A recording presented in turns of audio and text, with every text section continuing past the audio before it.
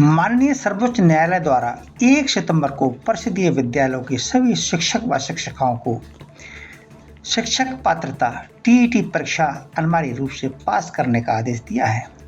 सर्वोच्च न्यायालय का आदेश आने के बाद शिक्षकों में हड़कंप मच गया, क्योंकि काफ़ी शिक्षक ऐसे हैं जिन्होंने टीईटी ही पास नहीं की है और कुछ शिक्षक ऐसे भी हैं जो केवल इंटरमीडिएट पास हैं और कुछ शिक्षक ऐसे हैं जो स्नातक पास तो हैं लेकिन उनके अंक 45% से कम है।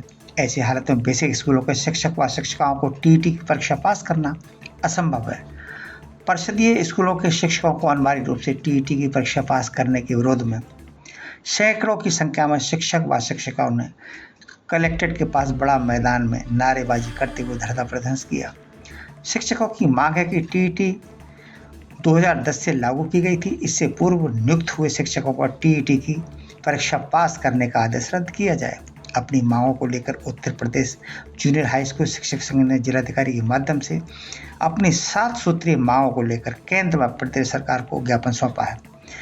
धरना प्रदर्शन में काफी संख्या में शिक्षक व शिक्षिकाओं ने सहभागिता की। Bureau report ABP India news. शिक्षक एकता जिंदाबाद, शिक्षक एकता जिंदाबाद, जिंदाबाद। जोर जुर्म की टक्कर पर संघर्ष हमारा नारा है। जोर जुर्म की टक्कर पर संघर्ष हमारा नारा है।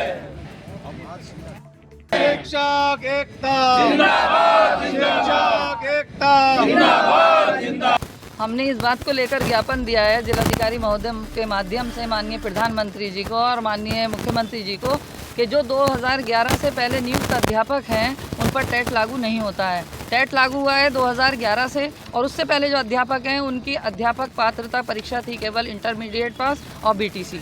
अब ऐसे उसमें जब वो अध्यापक नियुक्त हो गए तो बहुत से मेरे साथियों ने स्नातक भी नहीं किया और जबकि जो टेट की योग्यता है जिसके लिए आवेदन करने के लिए जो मिनिमम योग्यता है वो है स्नातक।